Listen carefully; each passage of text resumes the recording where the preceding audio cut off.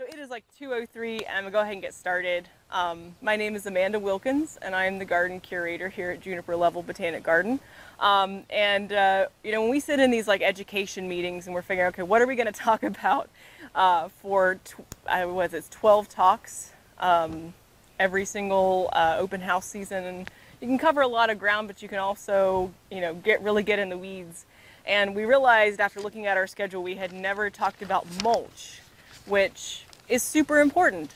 And it's something that we really, I think, as gardeners, if you're really good, you're like a really in-depth, been gardening for a while, you kind of know the importance of it. But folks who may not, you know, walk by it all the time in parking lots and things, you know, may not be aware of really how important it is.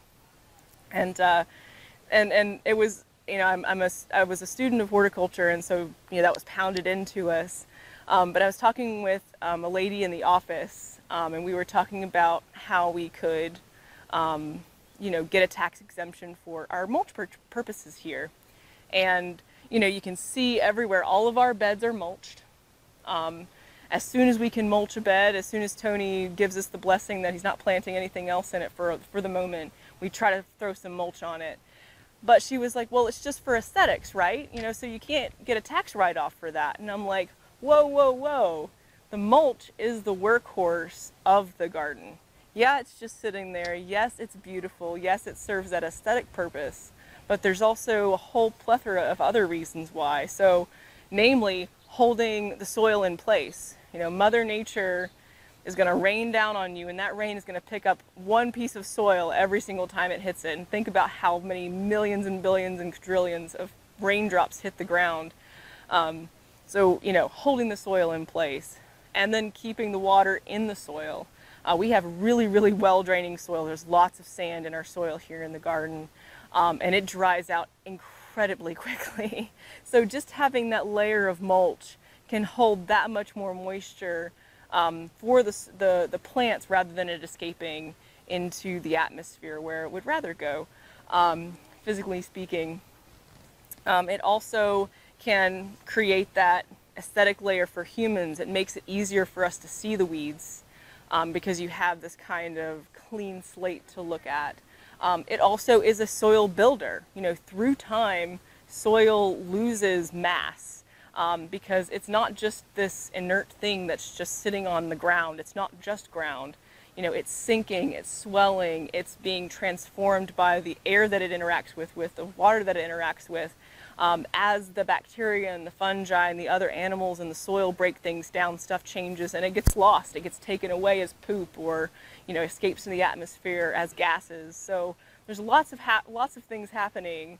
And so through time, you will get less and less biomass in that kind of soil, organic soil profile. So mulch kind of keeps that process going and keeps some soil for your plants to grow in place. If you think about walking through the woods, you know, you think about that leaf layer, and, you know, think about how many, you know, decades, hundreds of years, thousands of years, leaves have been dropping and dropping and dropping leaves, and yet there's still plants growing up through it, and they're still, you know, have something to eat, and they have that nutrient cycle going. It's all because of leaf mulch.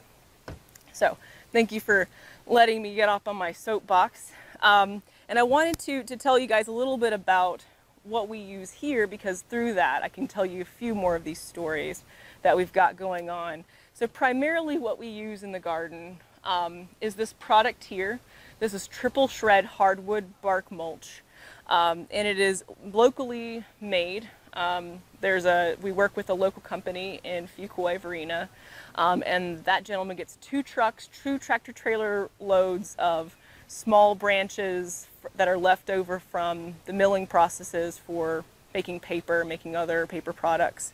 And they pipe it up here to Fuquay and they run it through this massive chipper. It's one of the most fascinating processes to watch. And they use a lot of different kinds of hardwood, so oak, hickory, just all your deciduous trees is what you're thinking of. And this is what it turns into. And that's about a gallon. Probably get you some milliliters on that. We'll see. And nice and fluffy, and if you smell, it's got that nice wood smell. If you get it first thing in the morning, I think it smells like Worcestershire sauce. personally. But you know, there is always that like kind of fermentation happening as things break down, especially when that compost pile or that mulch pile is really piled high. It gets really warm because there's bacteria and fungi starting to eat stuff down and break things down. But we use this in the garden because it looks nice. It is locally available, but also it creates a really nice matrix of these interlocking fibers. You know, you've got pieces that are this big, and then you've got pieces that are this big, and then you've got, you know, this dust kind of fine material. And by having different types of sizes, particle sizes together, you can make this lattice matrix that does keep moisture in, but also allows air to move through. And we mulch at about between like 2 and 4 inches thick, depends on where we're at and what we're mulching around. And we find that hopefully with our ideal mulching schedule, it holds up from year to year, and by the time we start seeing soil, we're covering it back up, because if you see bare soil, it means you're going to lose that soil eventually somehow. It doesn't always work that way in the garden. So this is what it looks like coming fresh from our compost pile. And after it's been in the garden for a little while, oh yes sir. Ah, that's interesting. Not really. So the question was, he had a size of, there you go. So that's actually a different material altogether, and I'll talk about that. But the question was, are you concerned about large particle sizes and termites being nearby? And it's not to say that there wouldn't be a termite that might come and eat this, but in terms of the way that it is, that lattice structure, there's so many other things around. It's not really their habitat, and probably they would get eaten before it really became like an issue of a colony moving in. There's really nowhere for the colony to live. They much prefer something that they can kind of sculpt rather than a live around, typically. Yeah, no worries, you're welcome. So right out of the mulch pile, this is after it's been in the garden for, I think this was like a month, and so it's a little lighter, it's a little drier, and there's a little less finer particles, because hey, those finer particles have had rain hit them and they've washed away and kind of settled into that soil layer, and that's just fine. And after it's been sitting in the garden for probably, I don't know, I think, when was the last time horse trials was mulched? In the fall? 6 or 8 months. This is what this same product looks like after 6 to 8 months. And you can see these kind of plates.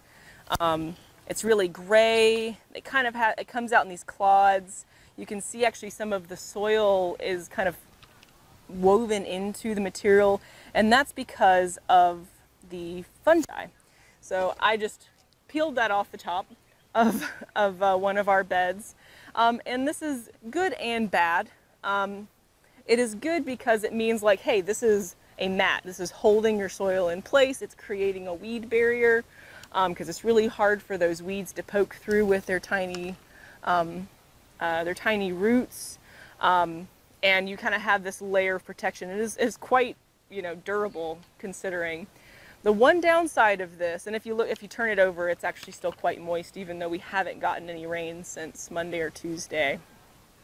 So that's awesome. That means that the water's accessible to plants. But if it gets too dry, if we don't get rain for maybe 2 weeks, what happens is, with these fungi that have created this mat, because it's through the action of them growing together that this exists, it becomes what's called hydrophobic. So it's not actually able to absorb any more water, and it repels the water.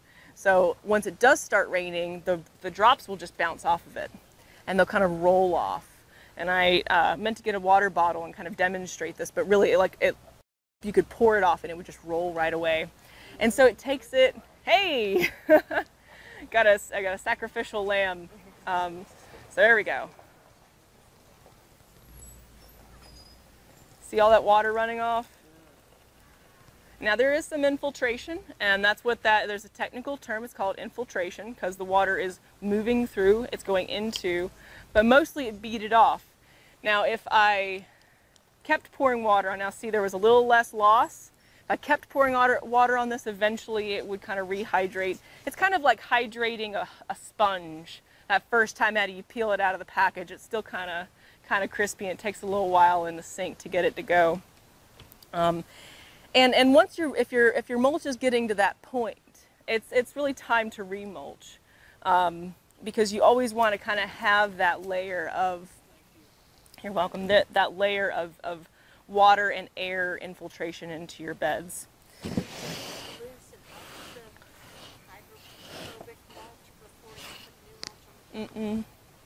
So more that kind of going back to that chemical process, you can kind of get that.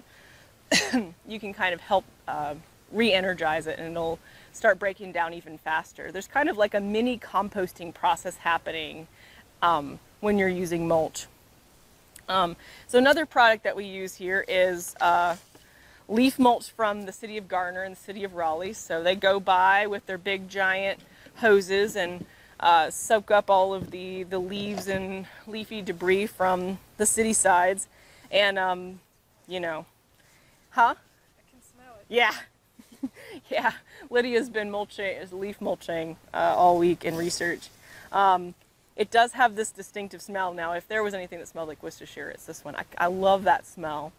But you can see, like, there's still some very dry, yep, that's clearly, you know, some oak leaves, some pine needles. But we also have these leaves that have started breaking down. They started composting and fermenting in place. And we use this kind of in our peripheral areas and our research areas, and we, instead of doing 2 to 4 inches, we do like close to like 8 to 18 inches worth of mulch.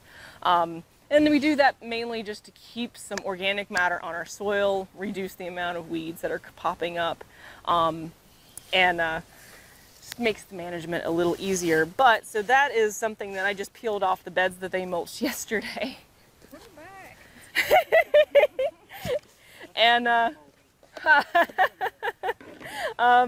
this is what it looks like after about 6 months. So you can clearly see it breaks down a lot faster. And this was after having put it down for a foot high. So you can still see some pine needles, and the pine needles do persist for a lot longer than the leaves do. But it turns gray. It's much more dusty. There's a lot smaller particle sizes, and it's just literally composting in place. And this is just as good. I actually take it home out of our leaf pile to add to my compost pile. And we have a couple of older piles. They're great compost additions, as everybody knows here who's probably composted at home. So, you know, people ask me all the time, what should I use for mulch? And my first gut reaction is, use what you have in your yard. You know, if you've got deciduous trees, that's gold. You know, they drop a lot of leaves, and they drop a lot of leaves for a reason. They drop those leaves for themselves. You know, they were trying to recycle all those nutrients that they spent all year making. They drop them right below them so they have it for next year. And we, for some reason, have this need to take it away and throw it away and get it out of our yards. I don't know what it is. We do, as you can tell in the garden, we don't use leaves. We add an extra step to that. We put it back in our compost pile and composting system. So if you look at our compost, which is super heavy, so this is what our compost looks made in-house, and this is made out of native soil and all the trimmings that come out of the garden, including all of the myriad of leaves that drop throughout the year. And we take it out for aesthetic purposes, but also for just keeping things tidy and clean. We have a lot of small herbaceous perennials that will drown if we left the leaves every year. So that's personal preference. You use it as a mulch? We do not use this as a mulch. This is just what our soil looks like in the beds. Okay. Yep. And so you can see how sandy it is and how important that is. But we also put this stuff back. So whenever we have any materials lost, it always goes back into that system. So it plays into each other. the point about, so the reason we take the leaves away, mulching is really about management. So how do you want to manage what you're, doing in your beds?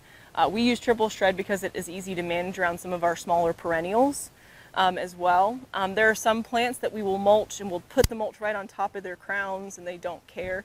There are some plants that we have to get mulch around the crowns, because if we put the mulch right on top of where the leaves are coming out of, we have this kind of situation where we might have rot and we'll lose the crowns out. Our poor, huh? Oh gosh. So a couple of examples. So like irises and trilliums and things, like if a trillium is dormant, we'll put mulch right on top of it wherever the tag is, and it'll come right up through it. If we mulch after trillium emerges, we'll kind of mulch around where the trillium is. Peonies, in North Carolina, it generally doesn't get hot enough or cold enough for peonies to be particularly happy.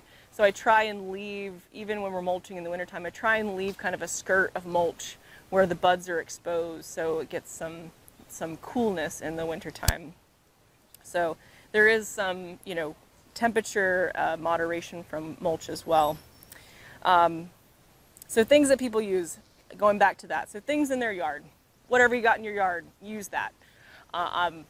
Why work twice as hard? Next up is what is locally available. I was saying to some folks earlier, we're in the southeastern United States. We grow a lot of pine trees. There's a lot of byproducts from processing pine trees. So some people use pine bark mulch. Some people use pine needles, especially longleaf pine needles. Not a particular fan of promoting that because it's important to leave longleaf pine needles where they're at, because they help with the fire cycles in forest management. So there can be some unsustainable harvesting of longleaf pine needles. Triple shred hardwood. There's lots of hardwoods and there's lots of hardwood processing. So these are very local. Obviously, the city of Raleigh, city of Garner, they offer these by the truckloads. I think they'll load it for, if not free, for a nominal fee, as long as you drive up with your truck. And it's just as good if you don't have any hardwoods in your tree.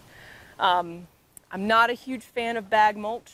It always makes my stomach turn when I see the big box stores put their bags of mulch on sale. Buy 10 bags for $10, and it's like, oh, there's so many things wrong with that. Namely, you're putting so much plastic. It's just so much plastic. Little bags of mulch to cover 1 cubic square foot. That's 2 cubic square feet of plastic that you just wrapped a bunch of probably really crappy, who knows where that wood came from, mulch. I hate seeing that we still sell black and red dyed mulch. Those dyes fade. But what does the fading process actually entail? It actually entails water hitting those wood chips and leaching those dyes into your soil. Oh my God. And they're not required by law to tell you what makes those colors. So what are they made out of? Where is it going? What is it doing to your plants? I don't know the answer to those questions, but I don't want to know the answer to those questions because I'm not going to put that in my garden. I'm going to put some plant tone and some chicken poop and some good leaves and let the soil microbes do their thing. They've got it going on. They've been here a lot longer than we have. Yes, sir.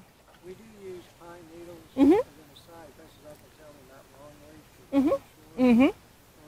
Or more like loblolly. But Mm-hmm. in terms of using pine needles Mm-hmm. as a mulch, Mm-hmm. I've heard things like that's great. Mm-hmm. Let the water go through, Mm-hmm. the air go through, Mm-hmm. and I heard they release cannons in the soil Mm-hmm. and start killing the microbes. I just heard all kinds. Sure. So he was asking about pine needles and using pine needles versus any other mulch. And so pine needles, hardwood mulch, leaves, they all break down. And at the end of the day, it all becomes soil. The quality and what it releases is minimal in the grand scheme of a garden soil profile horizon setting.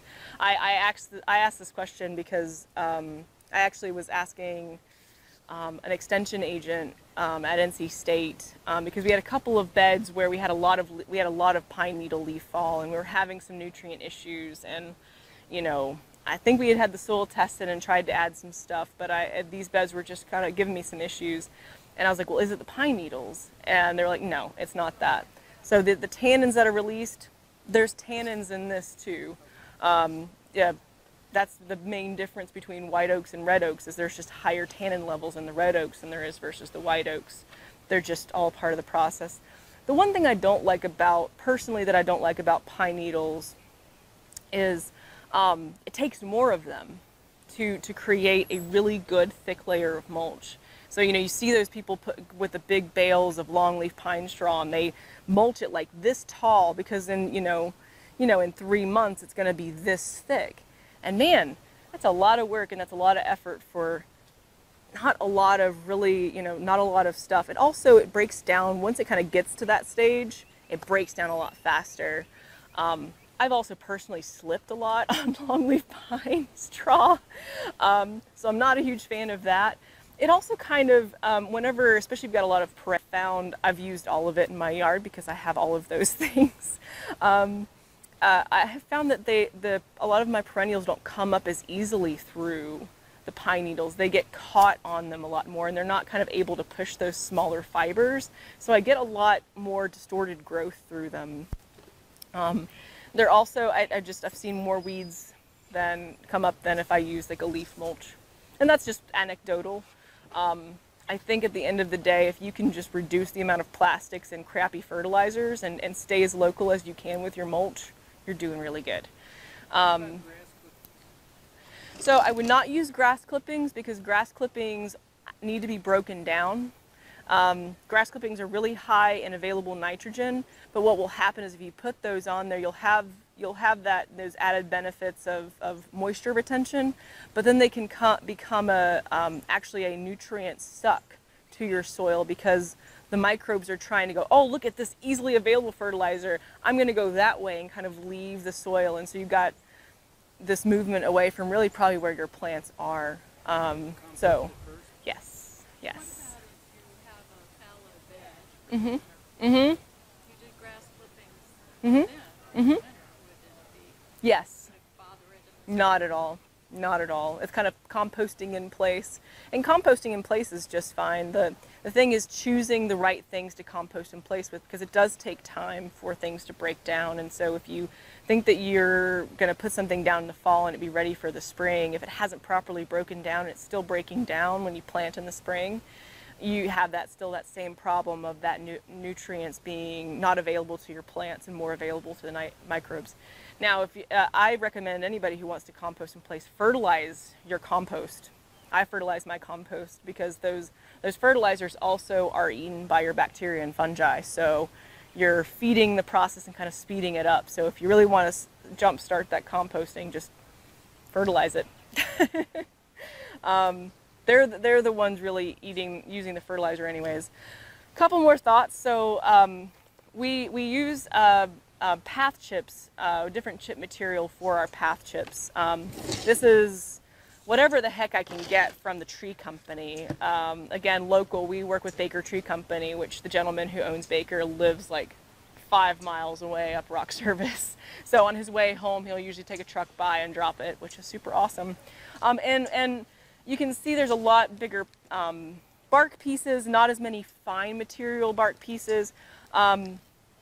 I would not use this as mulch because it's not broken down enough. The pieces are too small and it's going back again. So the whole process of this being a good mulch is those particles are small, so the microbes are not having to work so hard to break it down. This would kind of reduce the amounts of nutrients that are available to your plants if you use this as a mulch. Now, if it's what you got, just fertilize it. Sometimes it's just what you got to do. I'm not going to dump these rocks out because I'm really making a mess that I have to clean up, and I really don't want to do that anymore. A couple final notes. So permatil, we use a lot of that here in the garden. If you walk through the crevice gardens or in the parking lot, you see that we kind of use it as a mulch. And it doesn't have as many added benefits. It doesn't break down and release nutrients into the soil. It doesn't build any soil by sitting there, but it really does look nice. And it helps as we, in kind of replenishing our beds, our compost, or our crevice garden and raised bed berms. We use a material called what we call 50-50, and it's 50% permatil and 50% our compost material, and that is what the foundation of our crevice gardens and raised beds are. And so by putting permatil on top, all we have to do is add some compost on top of that, and then it's already kind of that 50-50 material. We can build it back up and then put permatil on top of it, and it looks nice again, and we were never there. Some people ask me about using rocks as mulch. And they serve no purpose other than to look good and be something that you can probably spray if you really want to manage your weeds that way. Here in North Carolina, you're going to have weeds. This is a great place to grow things. Mother Nature is always trying to throw something green on some bare soil, and even though this is not soil in the way that you might and I might recognize it, it is soil to Mother Nature. And so if there's light and water that can go through this, there's going to be some kind of plant that's going to go, that sounds great, I'm going to grow there. I personally don't like it because it's heavy, it's expensive, it doesn't retain, it doesn't help in any water retention. It does help with erosion, so that's good. It doesn't help with any weed suppression. And yeah, it's just purely for you if you really want to look at rocks and don't want to have lawn. And I've had people tell me that, and that is their personal preference. To each their own. Does anybody else have any more questions? Because I feel like I've covered a lot of ground. No pun intended. You broadcast the HOA saying do not require red mulch.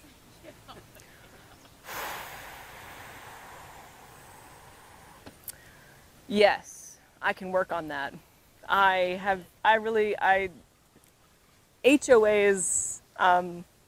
there are a lot of people who come here who live in communities that are overseen by HOAs, and I feel very sorry for them because there are some really great HOAs out there full of people who are gardeners and understand how gardening works and how landscape management works. And then there are some HOAs that go more towards the aesthetic end of things and aren't really interested in why we do things, purely only for how it looks and not the function. And you end up with these lovely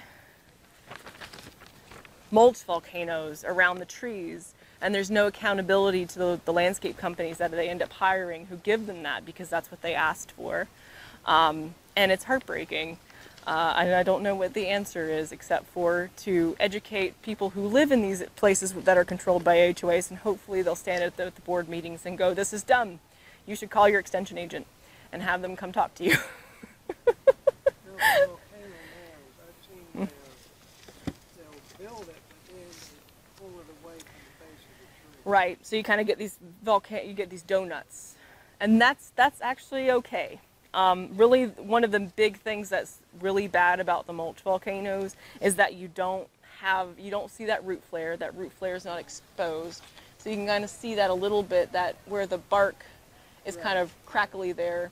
Now this is a really old tree, so I don't see as much of the root flare, but you always want to see where the roots flare out, because it's important, because that's how trees keep themselves standing.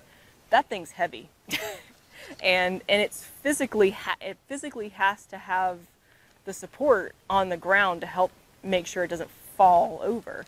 And so those buttress roots is what does that. But what happens is when a plant has certain tissues, when it's growing underground, it goes, oh, I'm underground, so I'm just going to grow everywhere. And what eventually happens is there's roots that grow over these buttress roots, these support roots. And through time, they constrict the way that those roots can grow, and so you eventually girdle the tree to death. It kind of chokes itself in slow motion. I equate it to like tying somebody's shoelaces together and then asking them to walk and then asking them to run. and they're eventually going to fall over, and trees will do that too. I have a story for this. I have a story for this. So that's okay. Really the important thing is making sure you're not covering those support roots. They do it like that, it's making the roots think it's underground. Right. So it just starts creating Yep. roots around you. Yep. Yep. How soon would buttress roots be emerging on the soil itself? I mean, Plant it properly. yep, it should be right there. You should see it. A properly planted tree, you should plant it where the first order root, the first root that seems to be buttressing, is at or above grade. It shouldn't look like a telephone pole coming Nope. out of the ground. Nope. If it looks like a telephone pole coming out of the ground, it's wrong. Yep. This is not natural. This is not natural anywhere. And so at planting time, and that happens too. I've seen lots of landscape companies go in and plant. They dig uniform holes with augers, and they have guys in there who aren't thinking through how deep these trees are going in these holes. They just chuck them in, throw the soil back on top, throw some mulch on it, throw some water on it, walk away, go to the next job.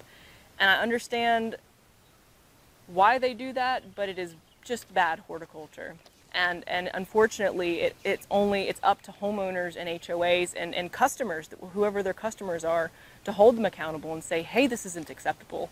I'm not going to pay for this because this is wrong. And tell their friends, hey, I call these people. They did not come back and redo their work and do the work right. Don't use them because they have bad people who do bad horticulture, and that's the only way to change that. Don't worry, I have lots of discussions with people at home who I live with about that.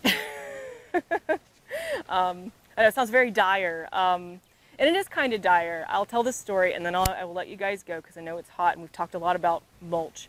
But I used to be the curator of collections down in Mobile, Alabama, and I had we would have open houses kind of like this around our plant sales, and I had this young couple who came and were like, they were telling me about this Japanese maple they had in their yard. They just bought a house like 3 years ago. They had this beautiful Japanese maple in the front yard. They loved this tree, and they noticed that some of the branches were dying. And I was like, okay. So I'm going through my checklist of like, okay, where is it dying? How's it looking? When did it start? All those things. And I'm listening to this lady. I'm like, do you mind if I come out and look at it? Because it sounds really complicated. Like I feel like I just need to see it to give you a better idea if I can do something. And so I came out and I pulled up to the house, and it was a really cute 1940s bungalow built in Mobile. Had this beautiful blood good maple, which is a very stately red-leafed standard maple, and like a third of it was dead, and it was bigger than the house. And I was like, oh man, oh no, what's wrong with this? And it was like, I can already tell my stomach, I was like, oh, this is not gonna be good. And the lady met me, and my first thing is I always look for those buttress roots. That's the first thing I do. Anytime I have any tree problems, I'm always looking for that root flare. And it was covered in ivy. I'm like, okay, well that's not good. Let's peel that away, because you don't want ivy growing up against your trees. There was no mulch. It was solid roots. And what had happened, between the ivy covering it and a bunch of crap covering it and not being planted properly at the time, the roots from the original ball that had been planted from had just continued to grow and grow and grow, and there were roots circling this tree that thick, just all the way around. But the death blow was a root about this big around that went straight through the center of the tree, where there were 5 branches, went straight through 2 and 3, and it was these 2 branches that were dead. And I looked up in these 3 branches that were still alive, and there was already tip dieback, and I'm like, it's a dead tree. Almost 100-year-old Japanese maple, dead. She started crying, because I was like, there's nothing we can do. You're seeing it at the end of its life, and we could cut the dead out of it, but it's never going to recover. And they had bought that house for that tree, and it was really heartbreaking. So anyways, proper mulching is important. It's a life or death situation, guys. There is that as well. I always have a planting demonstration in the fall for that reason. And I always tell them my Japanese maple story because it's so many good lessons. So thank you guys so much. Oh, yes, ma'am. Good questions. A lot of sand in your soil. Yes. So are you in a sand vein? We are an old tobacco field, so we're kind of on this kind of lake edge, sandy edge. Yep. Yep, yep. It's a lot of fun. It just, you know, multiple challenges. We have a couple, that's right. Keep adding organic matter, keep adding organic matter. And that's how we overcome it. Yep. Oh, thank you guys. I appreciate your time.